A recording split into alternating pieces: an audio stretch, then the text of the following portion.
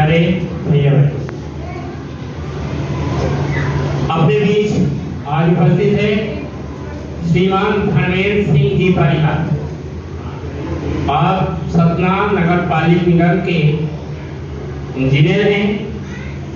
आप सतना नगर पालिक निगम के अंतर्गत संचालित विद्यालयों में जागरूकता अभियान का आज इस समय कर रहे हैं। आपका इस सरस्वती उच्चतर माध्यमिक विद्यालय कृष्णनगर सतना में स्वागत है, वंदन है, अभिनंदन है। अपने विद्यालय के आचार्य श्री बीज बिहारी जी से मेरा आग्रह है कि सम्मानीय धर्मेंद्र सिंह जी का तिलक लगाकर स्वागत वंदन करने का वंदन करें।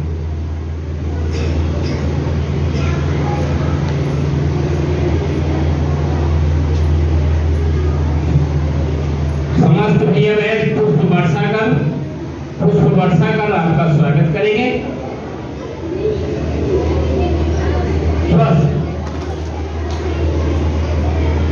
इस मंच पर विराजमान है अपने विद्यालय की आचार्य श्रीमती अक्षरा त्रिपाठी और खेल शिक्षक सुश्री पूनम तिवारी।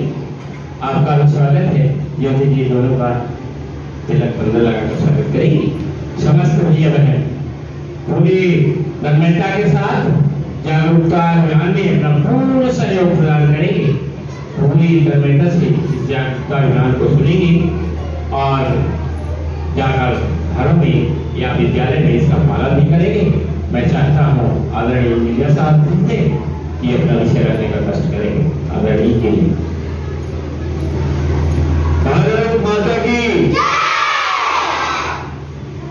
मुझे खुशी और गर्व है यहाँ आदरणीय सरस्वती शिशु मंदिर कृष्णनगर सतना में हमारे बीच में हमारे विद्वान प्रधानाचार्य जी श्री गणेश प्रसाद द्विवेदी सर हैं, हमारी विदुषी बहन अक्षरा त्रिपाठी जी हैं, हमारी विदुषी बहन सुश्री पूनम तिवारी जी हैं और अन्य हमारी विदुषी बहनें, विद्वान सर लोग और ये होनहार छात्र छात्राएं हैं। ये होनहार छात्र जो यहाँ के टॉपर्स भी हैं। बच्चों, आप इस देश का भविष्य हैं। आप सबको आगे चल के भारतवर्ष की बात पर अलग अलग जिम्मेदारियां संभालनी है। आप आदरणीय लोगों के सहयोग से, आप सबकी जागरूकता से हम जन जन को जागरूक करना चाहते हैं। ये जागरूकता अभियान है ना, मैं आप सबके सामने एक रिक्वेस्ट, एक विनय, एक अनुरोध लेके आया हूँ। मैं जैसा सर ने बताया नगर पालिक निगम सतना का इंजीनियर धर्मेंद्र सिंह परिहार हूँ।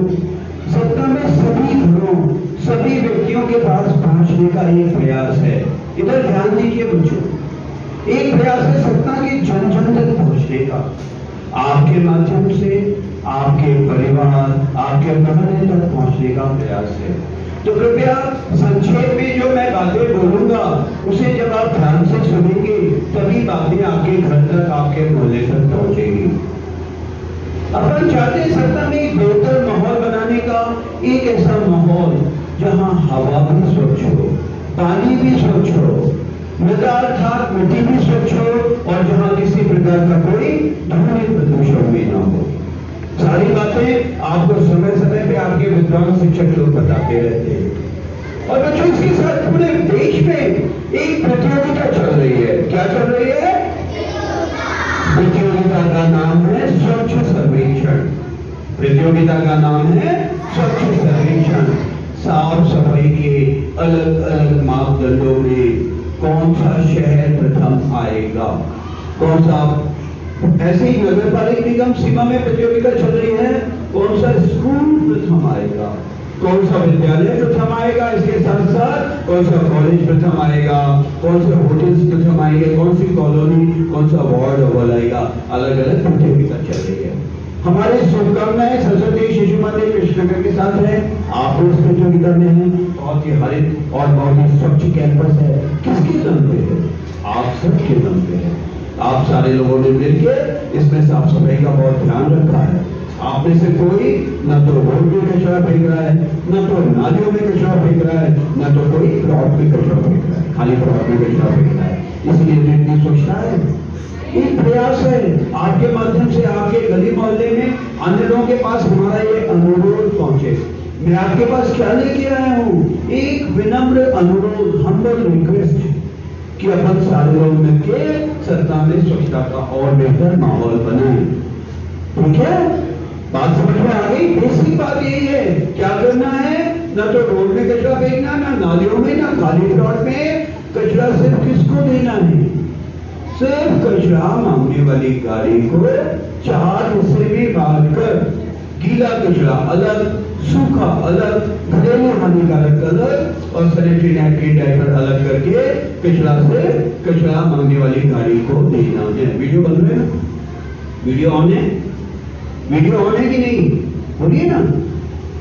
वीडियो ऑन, वीडियो रिकॉर्डिंग चालू है। हाँ, तो कचरे को 4 हिस्से में बांट के देना है, समझ गए?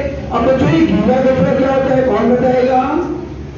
गीला कचरा क्या होता है आप में कौन बताएंगे? टॉपर्स बताइए। गीला कचरा जो पदार्थ जल्दी अपघटित हो जाते हैं, जल्दी डिकम्पोज हो जाते हैं, जैसे सब्जी के छिलके, फल के छिलके, पूजा के फूल, खाने का वेस्ट, खाने का जूठा, ये सब गीला कचरा है।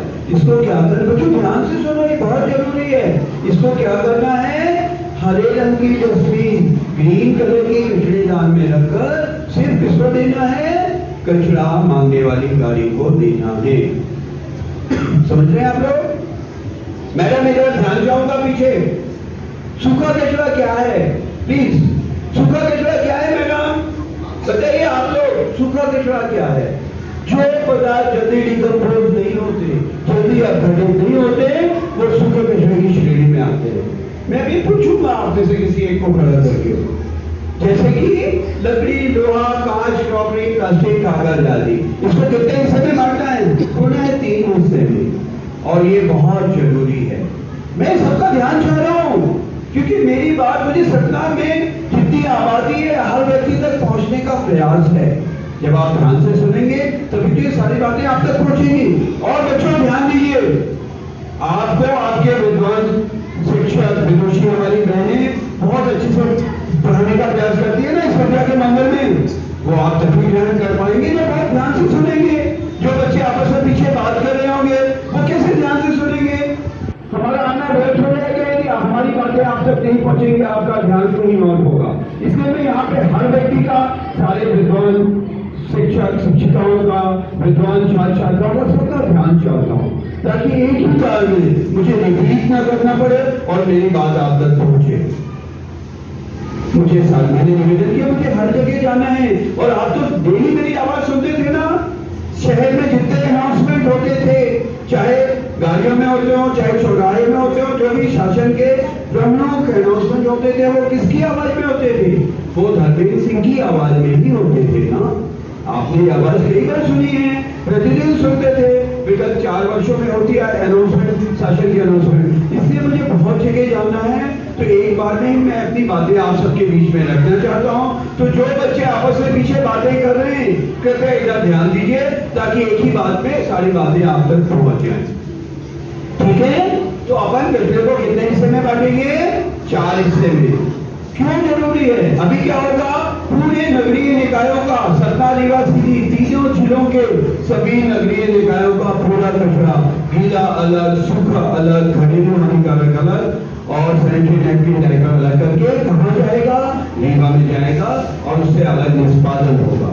तो यदि हम अलग अलग नहीं करेंगे तो बहुत सारा हमारा मानव श्रम उसको अलग करने में वेस्ट होगा। इसलिए अलग करना जरूरी है। सतना जिले का पूरा कचरा इकट्ठा होगा। सतना नगरीय क्षेत्र का, बगल में चले जाइए तो इधर क्या है? रामपुर बघेलान, फिर आगे जाएंगे तो रामनगर, ये उचेहरा, रामनगर, मैहर, नागौर, चित्रकूट, जयपुरा, कोठी, कोटर आदि सभी नगरीय निकायों का पूरा कचरा अलग अलग करना है। गीला अलग, सूखा अलग, घरेलू हानिकारक अलग, सैनिटरी नैपकिन डायपर अलग। और यदि आप घर से अलग नहीं करेंगे तो हमारा एक आदरणीय भैया, आदरणीय बहन, उसको अलग करने में मानव श्रम बेकार होगा। इसलिए अपन अपने घरों से ही कचरे को जरूर अलग अलग कर दे। इसलिए मैं इस बात पे चाह रहा हूँ सबका ध्यान हो। बात समझ में आ गई? ठीक है? अभी क्या होता है, लोग पूजा के फूल को क्या करते हैं बच्चों? पूजा के फूल फूल को लोग कोई ले जाके नदी में, कोई आदरणीय तालाबों में, कोई आदरणीय कुओं में डाल देते हैं और हमारे आदरणीय जल स्रोत क्या होते हैं? प्रदूषित हो जाते हैं। ऐसा होता है ना? पूजा के फूल कहाँ डालें? बोले इधर उधर नहीं डालना, किसी का पैर नहीं लगना चाहिए, लोग ले जाके नदी तालाब जल स्रोतों में डाल देते हैं। वहां फूल क्या होते हैं? सड़ने लगते हैं और जल स्रोत प्रदूषित होते हैं। आपको मालूम है पूरे विश्व में आने वाले समय में जल संकट और बढ़ सकता है, तो हमें जल स्रोतों का ध्यान रखना चाहिए। इसलिए जल स्रोतों में अब अपन ठान लें कि पूजा के फूल, सब्जी के ये पूजा के फूल वगैरह नहीं डालेंगे, ठीक है? तो कहाँ डालेंगे, क्या करेंगे? मैं आपको एक बहुत अच्छी विधि बता रहा हूँ। आप उसको खाद में बदल देंगे। एक घड़ा ले लेंगे, मटका ले लेंगे। क्या ले लेंगे? घड़ा या मटका ले लेंगे। उसमें ऊपर ऊपर छोटे छोटे छेद कर देंगे। उसके बाद घड़ा जैसे हो गया, इसमें ऊपर ऊपर यहाँ पे छोटे छोटे छेद कर दिए। घड़ा समझते हैं ना, मटका घड़ा, उसका मुंह ऊपर होगा, उसके नीचे छोटे छोटे छेद कर दिए। उसके बाद प्रतिदिन उसमें कागज के टुकड़े डाल के प्रतिदिन निकलने वाले सब्जी के छिलके, फल के छिलके और पूजा के फूल के लिए चाहे तो पृथक से मटका ले। मैं आदरणीय प्रधानाचार्य से निवेदन करूंगा कि आपके आदरणीय विद्यालय में जो लोग होम कंपोस्टिंग करके खाद बना रहे होंगे उनकी सूची हमारे नगर पालिका निगम को आ जाएगी। उसे हम अपने वरिष्ठ कार्यालय को भेज देंगे और मैं चाहूंगा कि हर घर में, हर बच्चे के घर में, आप लोगों के घर में होम कंपोस्टिंग हो।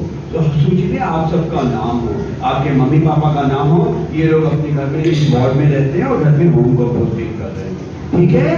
तो इसमें सत्ता में एक सूची बनी रही है। अभी स्वच्छ सर्वेक्षण में कौन प्रथम आया था? विगत 4-5 वर्षों से हम सबके लिए गर्व की बात है, हमारे मध्य प्रदेश का इंदौर शहर प्रथम आ रहा है। हम चाहते हैं हमारा सतना शहर भी अव्वल आए। कब आएगा? जब सतना का जन जन जागरूक हो जाएगा। तो उसमें सबसे जरूरी चीज है ये भी है कि कचरे को 40 में मार के कचरा मारने वाली गाड़ी को देना है। किसी को रोड और नाली खाली प्लॉट में कचरा नहीं फेंकना है। और क्या करना है? सब्जी के छिलके, फल के छिलके, पूजा के फूल को किसमें बदलना है? खाद में बदलना है। तो विधि ध्यान से सुनिए। मटका लिया, बहुत सिंपल, 4-5 स्टेप है। मटका लिया, ऊपर ऊपर किसी कील से 4-5 छोटे छोटे छेद कर दिए ताकि ढकने के बाद वहां से अंदर हवा जा सके। उसके बाद कागज के टुकड़े डाले, प्रतिदिन निकलने वाले सब्जी के छिलके, फल के छिलके और चाहे तो पूजा के फूल के लिए अपन अलग मटका ले लें, पूजा के फूल डालते चले गए। बहुत अच्छी खाद बनेगी। ध्यान से विधि सुनिए और आपके शरीर के लिए फायदेमंद होगा। इस खाद में उगाई गई फल फूल सब्जी, ठीक है? तो अपन ने डाल दिया सब्जी के छिलके, फल के छिलके, पूजा के फूल। उसके बाद थोड़ा सा मट्ठा या दही डाल दिया, 4-5 चम्मच मट्ठा या दही। समझते हैं आप लोग? हमारे आपके शरीर के लिए फायदेमंद होता है। पर उसी दही और मट्ठे से अपघटन की प्रक्रिया प्रारंभ हो जाएगी। बात समझ में आ रही है पीछे सबके? सब्जी के छिलके, फल के छिलके, पूजा के फूल में क्या डाल दिया आपने? मट्ठा या दही डाल दिया। उसके बाद 2-3 मुट्ठी मिट्टी और 2-3 मुट्ठी सूखे पत्ते डाले, ढककर छायादार जगह में रख दिया, छोटे बच्चों की पहुंच से दूर, क्योंकि इसमें कीड़े मकोड़े पैदा होंगे। तो घर के अंदर नहीं रखना है, पिछवाड़े में रखना है, आंगन में रखना है, छत में रखना है, छायादार जगह में, छोटे बच्चों की पहुंच से दूर। उसके बाद एक लकड़ी से उसको हफ्ते में 1 दिन चला देना है। हफ्ते में 1 दिन चलाते चले जाइए। 3-4 महीने में खाद बन जाएगी। कभी दही मट्ठा दोबारा मिल जाए तो 15-20 दिन में दही मट्ठा फिर से डाल देंगे तो आप गठन की प्रक्रिया तेज हो जाएगी। बच्चों, हम चाहते हैं सतना के हर घर में आपके यहाँ सब्जी के छिलके, फल के छिलके, पूजा के फूल जब खाद में बदल जाएंगे। और इस खाद का कहाँ उपयोग करेंगे आप? अपने घरों में ही सब्जी उगाइए ना, फल उगाइए, उसमें ही खाद डालिए, बहुत अच्छी खाद होगी। इस खाद में उगाई गई सब्जी आपके शरीर के लिए बेहतर होगी, क्योंकि आप न तो कोई रासायनिक खाद डाल रहे होंगे, न कोई कीटाणुनाशक डाल रहे होंगे, सिर्फ अपने घर में बनाई गई खाद डाल रहे होंगे। तो ये इसमें उगाई गई लौकी, कुमड़ा, तुरई, जो भी सब्जी हो आपके लिए, शरीर के लिए। और बच्चों, ये जो समय आ गया है, ये समय ऐसा है कि हमारी आपकी शरीर की प्रतिरोधक क्षमता बहुत अच्छी होनी चाहिए।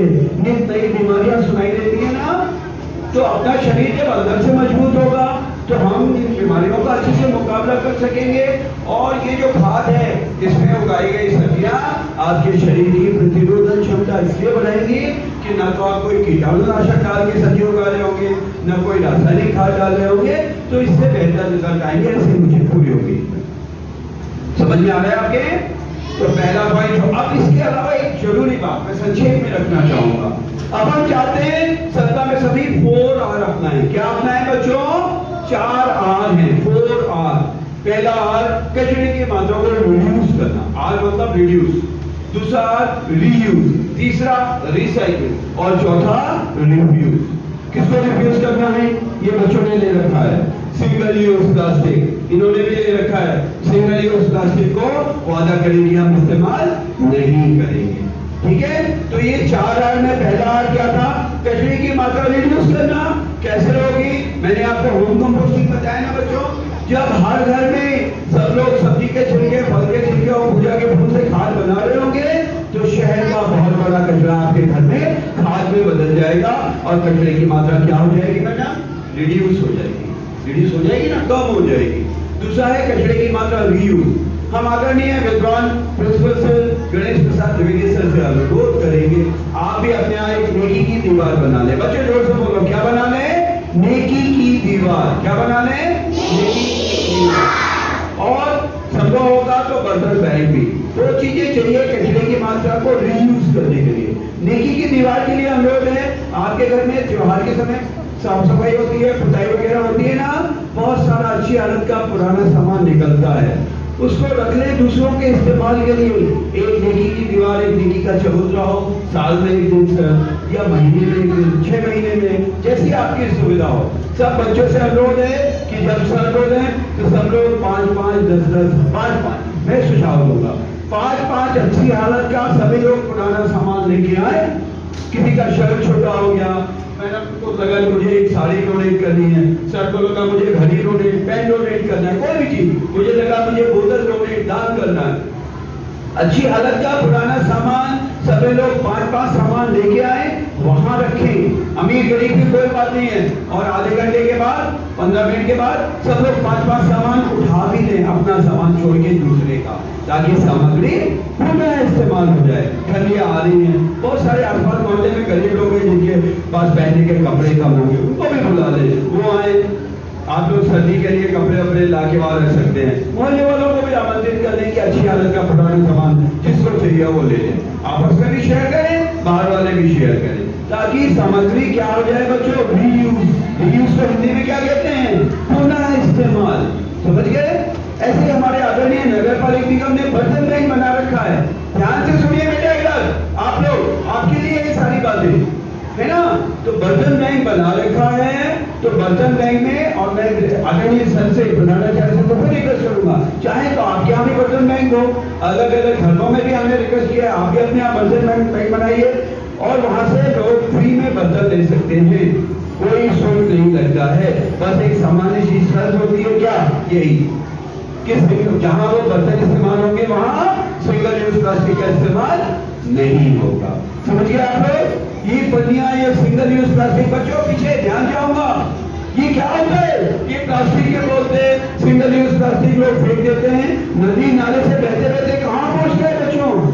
हमारे आदरणीय समुद्र में, सी में, ओशन में पहुंचता है और पूरे विश्व के समुद्री जीव जंतुओं के लिए आने वाले समय में बहुत बड़ा खतरा उत्पन्न हो सकता है। हम मानव जन, वी ह्यूमन बीइंग्स उन समुद्री जीवों के बारे में नहीं सोचेंगे तो बताइए कौन सोचेगा?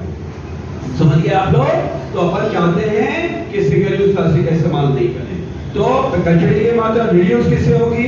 होम कंपोस्टिंग से। आपको होम कंपोस्टिंग की विधि समझ में आ गई ना? सर को मैं ये दे भी दूंगा, ये ऐसा एक पॉम्पलेट दे दूंगा, तो ये आपके व्हाट्सएप ग्रुप में भी शेयर हो जाएगा। ठीक है?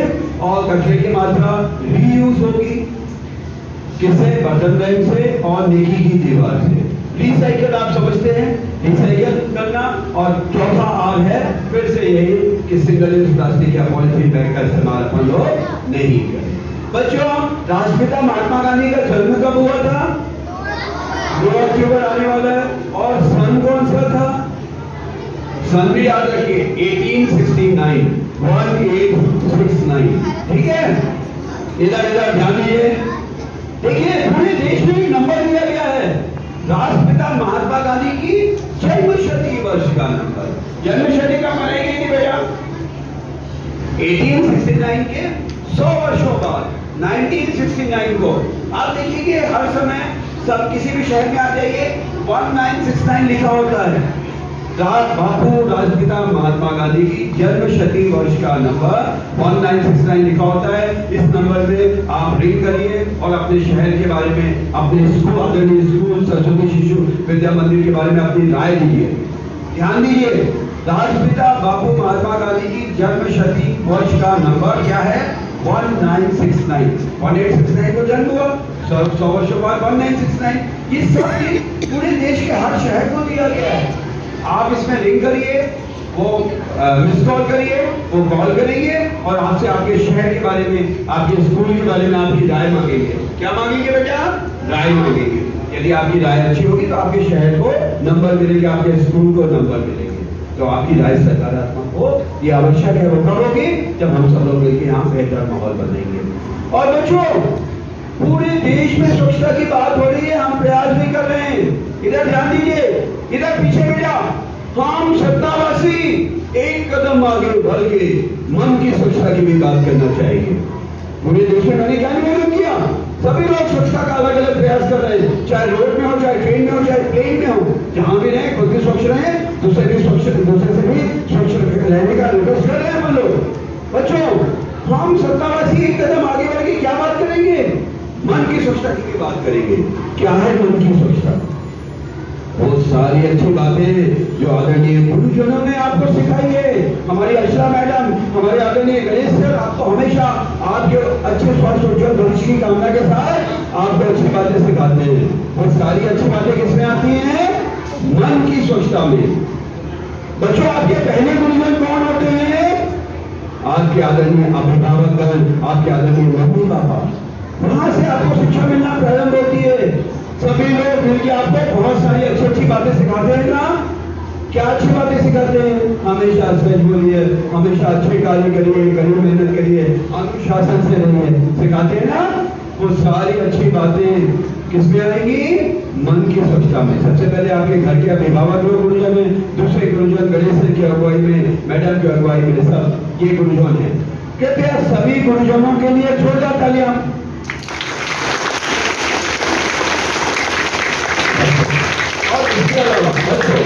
इसके अलावा हमें कई बातें अगली बार करेंगे।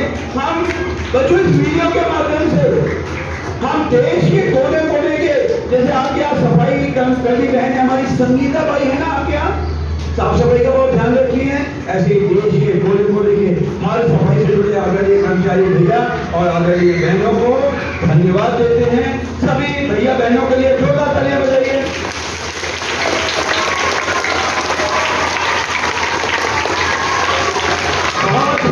अनुशासित बच्चों के लिए बहुत ही अनुशासित हैं और इस देश का भविष्य है। बच्चों, आपको आगे चल के इस देश की बागडोर संभालनी है, अलग अलग जिम्मेदारियां संभालनी है। कोई मेरी तरह कहीं इंजीनियर होगा, कोई प्रधानाचार्य की तरह कहीं प्रधानाचार्य होंगे, कोई आदरणीय क्या नहीं बन सकते आप लोग। जो चाहे वो बन सकते हैं, अनुशासन के साथ कड़ी मेहनत तो बहुत सारे लोग करते हैं। बहुत सारी बातें हैं, अपन कुछ बातें अगली बार भी करेंगे। अभी सब लोग खड़े हो जाइए, शपथ होगी, सब लोग खड़े हो जाइए, सब लोग तैनात आगे करने पहले माफी खड़े वीडियो बनेगा। मैं अपना नाम लूंगा, आप लोग अपना नाम लेंगे। थोड़ा सा